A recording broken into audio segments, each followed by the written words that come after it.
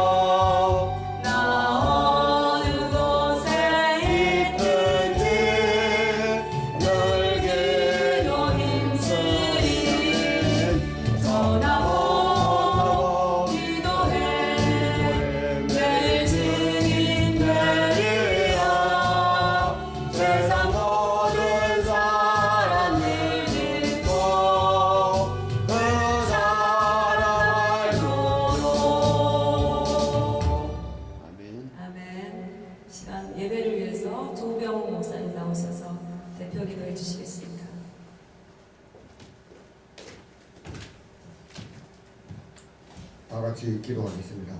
하나님 아버지 감사합니다. 또 이렇게 이 시대에 ITS 방송국을 세워주신 거 감사합니다. 아멘. 이 시대에 방송국은 많으나 진짜 복음을 전하는 방송이 적습니다. 말씀을 많으나 홍수처럼 많으나 먹을 물이 없습니다. 생명의 말씀이 없습니다. 우리 하나님께 간구하옵기는 ITS 방송을 통하여서 예수의 복음이 전하게 되게 하여 주실 줄 믿습니다. 아멘. 천국 복음이 전하게 되게 하여 주실 줄 믿습니다. 아멘. 오늘 이 모인 무리 하나님 기억하여 주시고 복 내려 주실 줄 믿습니다. 전 세계에 있는 모든 성도들이 이 방송을 보고서 예수 복음, 천국 복음 받아들이게 하게 하여 주실 줄 아멘. 믿습니다. 네. 전하는 자나 듣는 자나 같은 은혜를 베풀어 주실 줄 믿고 감사하면서 예수님 이름으로 축복하고 기도합니다. 아멘. 네, 감사합니다. 이 시간에 귀한 하나님의 말씀 듣겠습니다. 황희채 목사님 나오셔서 귀한 말씀 전해주시겠습니다.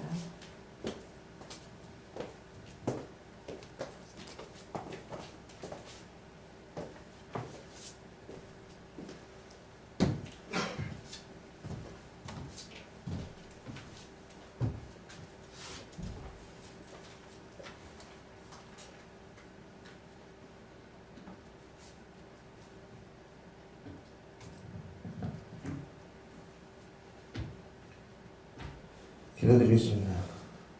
은혜로 주신 하나님 감사합니다. 아멘.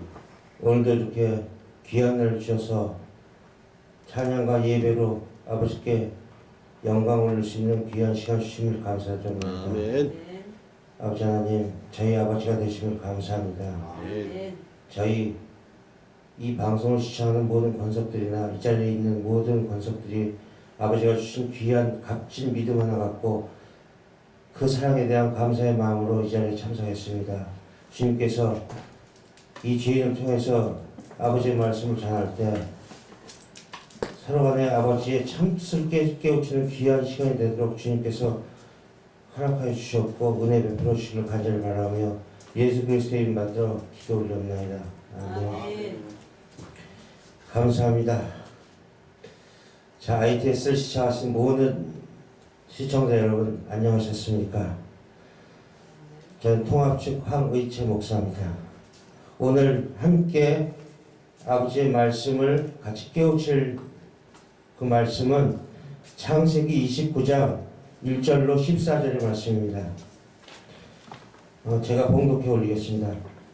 야곱이 길을 떠나 동방의 사람의 땅에 이르러 본즉 들에 우물이 있고 그 곁에 양 3마리가 누워 있으니 이는 목자들이 그 우물에서 양떼에게 물을 먹임이라. 그 돌로 우물 아기를 덮었다가 모든 떼가 모이면 그들이 우물 아기에서 돌을 옮기고 그 양떼에게 물을 먹이고는 우물 아기 그 자리에 다시 그를 덮더라. 야곱이 그들에게 이르러 내 형제여 어디서 왔느냐? 그들이 이르되 하란에서 왔노라. 야곱이 그들에게 이르되 너희가 나흘의 손자 라반을 아느냐? 그들이 이르되 아노라. 야곱이 그들에게 이르되 그가 평안하냐? 이르되 평안하니라. 그의 딸 라헬이 지금 양을 몰고 오느니라. 야곱이 이르되 해가 아직 높은즉 가축 모일 때가 아니니 양에게 물을 먹이고 가서 풀을 뜯게 하라. 그들이 이르되 우리가 그러하지 못하겠노라. 때가 다 모이고 목자들이 우물아기에서 돌을 옮겨야 우리가 양에게 물을 먹이느니라. 야곱이 그들과 말하는 동안 라헬이 그의 아버지와 아버지의 양과 함께 오니 그가 그의 양을 치고 있었기 때문이더라. 야곱이 그의 외삼촌 라반의 딸 라헬과 그의 외삼촌의 양을 보고 나아가 우물아기에서 돌을 옮기고 외삼촌 라반의 양떼에게 물을 먹이고 그가 라헬에게 입을 맞추고 소리내어 울며 그에게 자기가 그의 아버지의 생질이요 리브가의 아들됨을 말하였더니 라헬이 달려가서 그 아버지에게 알림에 라반이 그의 생질 야곱의 소식을 듣고 달려와서 그를 영접하여 안고 입 맞추며 자기 집으로 인도하여 드리니 야곱이 자신의 모든 일을 라반에게 말하며 라반이 이르되 너는 참으로 내 혈육이로다 하였더라. 야곱이 한 달을 그와 함께 거주하더니 아멘. 아멘. 예, 제가 어제 곰곰이 말씀을 이렇게 준비하다가 이 야곱의 이 우물가에서 시선이 제가 딱 멈췄습니다. 오늘은 그 우물을 통해서 우리의 구원의 그림을 한번 살펴보는 시간을 갖겠습니다. 야곱은 형과 아버지를 속이고 거의 쫓겨나다시피 해서 외삼촌인 라반의 집으로 온 사람입니다. 그가 다른 사람과 다른 것이 있다면 그에게 하나님의 언약이 흐르고 있다는 것, 그 사실뿐입니다. 다른 것은 다른 이들과 전혀 다를 바가 없는 사람입니다. 그러한 언약의 사람이 우물가에서 신부를 만나는 그림은 성경 여러 곳에서 나와 있습니다. 첫 번째가 창세기 24장을 보면 하나님의 언약을 받은 아브라함, 그 아브라함의 종이 모든 권한을 위임받고 우물가에서 역시 언약의 후손인 이삭의 아내 리브가를 만나는 장면입니다. 이 그림이 야곱의 우물가에서 신부를 만나는 장면과 정확히 반복되고 있는 것입니다. 이렇게 언약의 후손이 신부를 만나는 장면은 출애굽기 2장 역시 언약의 후손 모세에게 이어집니다. 모세가 바로를 피해 마디안 땅으로 피신 갔다가 우물가에서 마디안 제사장의 딸인 시보라를 만난 장면입니다. 이렇게 언약의 후손들의 신부들은 모두 우물가에서 신랑을 만나는 것입니다. 그런데 특이한 것이 그들이 하나같이 그 우물가에 자기의 필요를 채우러 갔다는 사실입니다. 누구 하나 그 우물가에서 자신의 신랑을 만날 것이라는 기대를 품고 있지 않았다는 그 사실이 중요합니다. 거기에 신랑이 있는지도 몰랐습니다. 그런데 갔더니 그 신랑을 만나게 되는 것입니다. 그것이 바로 구원의 그림입니다. 여기서 신부는 교회를 얘기하는 것이고 신랑은 언약의 후손 예수를 얘기하는 것입니다.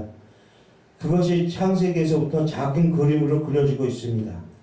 세상에서 목마름을 해결하기 위하여 세상에 물을 구하러 왔다가 그곳에서 기다리고 있는 언약의 후손에게 붙들려서 언약 속으로 끌려 들어가는 것입니다. 그리고 신부는 자기가 있던 곳을 떠나게 되고 약속의 땅으로 가게 되는 것이 바로 신부들의 공통점입니다. 성경은 참 언약의 후손이신 모든 하나님의 백성들의 신랑이신 참 생수 예수 그리스도에 의해 신부로 택함을 받는 성도의 모습을 알기 쉬운 모습으로 반복하여 나타내고 있습니다.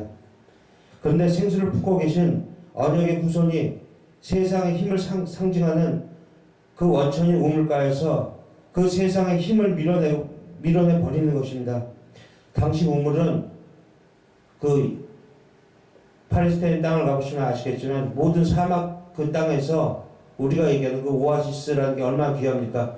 그래서 그 우물이라는 것은 그 당시에 재산 목록 1호였습니다. 그리고 상당한 부를 갖고 있지 않은 사람들은 그 우물을 차지할 수가 없었던 그런 시대에서 그게 곧 세상의 힘의 원천처럼 돼버린 거죠. 이렇게 언약의 후손이 세상의 힘을 상징하고 있는 우물가에서 그 세상의 힘을 밀어내버리고 그 앞에 막아서서 참 생수를 내미는 것이 구원입니다. 심지어 그 생명수는 어떠한 대가도 요구하지 않는 공짜의 선물로 주어진다는 것이 이게 가장 중요한 것입니다. 세상이 주는 목마름에 찌들어서 열심히 걸어서 우물가에 도달한 신부들이 고단함 앞에 공짜로 준비된 영원히 마르지 않는 참 생수가 준비되어 있습니다. 그리고 그 신부가 원하지도 않는데 그 생수를 신부에게 쏟아 버리는 것입니다. 저항할 수 없는 그 주님의 은혜입니다. 이 작은 우물가의 그림이 완성되는 곳이 바로 요한복음 4장의 사마리아 여인의 이야기입니다. 요한복음 4장 5절로 14절을 보면 제가 봉독해 드릴게요. 사마리아에 있는 수라가라는 동네에 이르시니 야곱이 그 아들 요셉에게 준 땅이 가깝고 거기 또 야곱의 우물이 있더라. 예수께서 길 가시다가 피곤하여 우물 곁에 그대로 앉으시니 때가 6시쯤 되었더라. 사마리아 여인 한 사람이 물을 기르러 왔음에 예수께서 물을 좀 달라 하시니 이는 제자들이 먹을 것을 사러 그 동네에 들어갔음 이르러라. 사마리아 여자가 이르되 당신은 유대인으로서 어찌하여 사마리아 여자인 나에게 물을 달라 하나이까 하니 이는 유대인이 사마리아인과 상정하지 아니함이라. 내가 만일 하나님의 선물과 또 내게 물 좀 달라 하는 그이가 누구인 줄 알았다면 내가 그에게 구하였을 것이요 그가 생수를 내게 주었으리라. 여자가 이르되 주여 물기를 그릇도 없고 그 우물이 깊은데 어디서 당신이 그 생수를 얻겠사옵니까? 우리 조상 야곱이 이 우물을 우리에게 주셨고 또 여기서 자기와 자기 아들들과 짐승이 다 마셨는데 당신이 야곱보다 더 크나이까? 예수께서 대답하여 이르시되 이 물을 마시는 자마다 다시 목마르려니와 내가 주는 물을 마시는 자는 영원히 목마르지 아니하니 내가 주는 물은 그 속에서 영원하도록 솟아나는 샘물이 되리라. 아멘. 예수님께서 일부러 사마리아 땅에 가신 것입니다. 당시 유대인들이 예루살렘에서 갈릴리로 갈 때 꼭 지나야 하는 중간에 사마리아 땅이 있었습니다. 그래서 그 사마리아 땅을 피해서 요단강 동편으로 뺑뺑 돌아서 며칠을 돌아서 다닐 정도로 사마리아 사람들을 개 취급하면서 그렇게 멸시했던 그 사람들이 사마리아인입니다. 근데 그 주님은 그것도 황급하게 서두르셔서 사마리아에 있는 야곱의 우물가로 누군가를 기다리기 위해서 그렇게 가셨던 겁니다. 참 신랑이신 언약의 후손이 우물가에서 죄인을 대표로 등장하는 사마리아 여인을 신부로 맡기 위해서 기다리고 있었던 것입니다. 야곱의 우물가가 우린 여기서 생각나야 됩니다. 주님은 힘의 원리가 지배하는 이 세상 속에서 이 세상의 힘으로 자신의 목마름을 채우려 하는 자들을 상징적으로 대표하는 그 여인에게 뜬금없이 남편을 데려오라고 하십니다. 그 여인은 5번 이혼하고 6번째 남자와 동거하고 있는 중이었습니다. 이 말은 그 여인이 자신의 목마름을 이 세상의 신랑들, 즉 이 세상의 힘으로 채우려고 하고 있었던 것을 상징하는 것입니다. 얼마나 목마름이 심했으면 신랑을 5번이나 받고 6번째 신랑과 살고 있었는데 그 목마름이 채워지지 않았던 것입니다. 그런데 자기 목마름을 온전하게 해결해 줄 진짜 신랑이 우물가에서 진짜 생수를 들고 기다리는 그 모습입니다. 세상의 신랑을 상징하는 세상의 힘의 원천인 우물가에 하늘의 남편이 언약의 후손이 진짜 생명수를 들고 이렇게 서 있는 그 대조적인 그림을 그려보십시오. 하나님의 구원이 어떤 것인지 너무 명확하게 드러나지 않습니까? 그래서 주님께서 세상의 우물을 찾는 자들아, 거기서 너희들은 절대 너희의 목마름을 해결할 수 없으니 나에게 오라고 지금 외치고 계십니다. 근데 지금 우리는 엄한 짓을 해요. 지금 주님이 원하시는 것은 나의 참뜻을 너희가 좀 알았으면 좋겠다. 그 말씀은 바로 성경이야. 그 속에 내가 하고 싶은 모든 얘기를 하고 있으니 너희가 거기서 구하고 간구해라.